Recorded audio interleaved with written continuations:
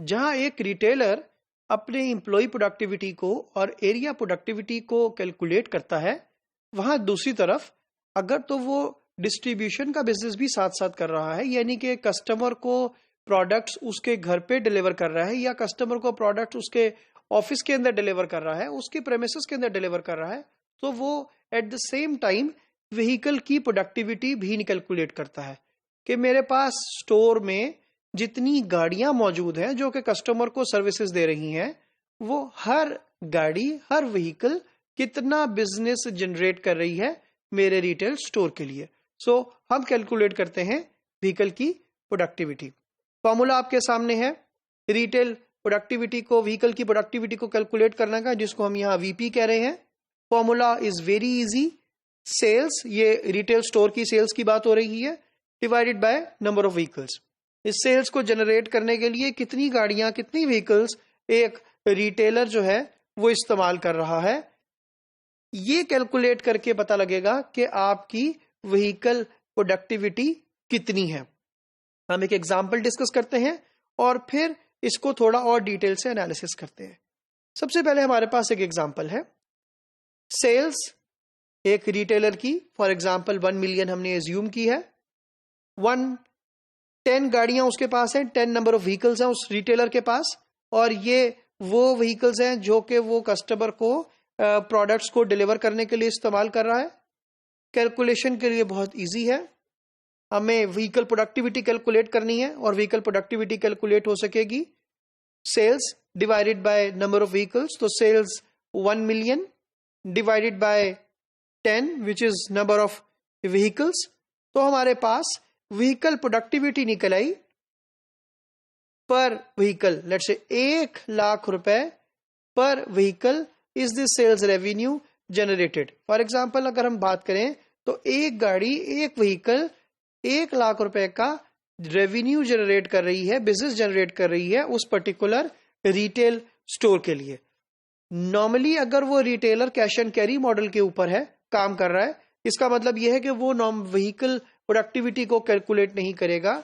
लेकिन क्योंकि तमाम रिटेलर्स आज के दिन में वैल्यू एडिड सर्विसेज की बात कर रहे हैं और वैल्यू एडिड सर्विसेज को प्रैक्टिस भी कर रहे हैं, तो इस केस के लिए इट इज नेसेसरी कि वो व्हीकल प्रोडक्टिविटी को कैलकुलेट करें।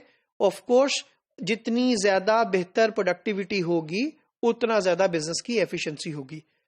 व्हीकल प्रोडक्टिविटी को इंक्रीज करने के भी 2 तरीके हैं। नंबर 1, जिस तरीके से हम बार बार एक ही बात एग्जाम्पल को डिस्कस कर रहे हैं कि या तो उसको अपने टोटल सेल्स को इंक्रीज करना होगा, अपने सेल्स रेवेन्यू को इंक्रीज करना होगा, या फिर उसको अपनी नंबर ऑफ व्हीकल्स को रिड्यूस करना होगा, डिक्रीज करना होगा। इन दोनों का आउटकम ये है कि आपकी व्हीकल प्रोडक्टिविटी जो है दैट विल बी इंक्रीज्ड। तो रिटेलर के लिए बेस्ट ऑप्शन ये है कि वो अपने रेवेन्यू को इंक्रीज करे, अल्टीमेटली उसकी प्रोडक्टिविटी पर व्हीकल विल बी इंक्रीज्ड, उसका सेल्स रेवेन्यू पर vehicle will be increased. For example अगर कोई रिटेलर है जो कि सेल्स रेवेन्यू अपनी व्हीकल प्रोडक्टिविटी को लेट से वो डबल करना चाहता है, 200,000 को अचीव करना चाहता है कि मेरी सेल्स रेवेन्यू पर व्हीकल जो है वो 1 लाख ना आए, वो लेट से 2 लाख रुपए है, तो उसको क्या करना होगा, उसको अपने रेवेन्यू को डबल करना होगा। 2 ऑप्शंस हैं, जिस तरह मैंने डिस्कस किया कि उसके पास 2 ऑप्शन है। पहली ऑप्शन ये है कि अपनी सेल्स को इंक्रीज कर ले, तो फॉर एग्जाम्पल वो यहां पर सेल्स को 1 मिलियन के बजाय वो 2 मिलियन की सेल्स को प्लान कर रहा होगा कि मैं 2 मिलियन की सेल्स करूं, नंबर ऑफ व्हीकल्स मेरे पास 10 ही है, तो अल्टीमेटली मैं इस आउटकम को अचीव कर सकता हूं। लेकिन दूसरी तरफ अगर वो उसका रेवेन्यू 1 मिलियन ही रहे, रेवेन्यू में कोई चेंज ना आए और वो 2 लाख पर व्हीकल की प्रोडक्टिविटी को ही अचीव करना चाहता हो, सो अल्टीमेटली उसको क्या करना होगा, उसको नंबर ऑफ व्हीकल्स को रिड्यूस करना पड़ेगा।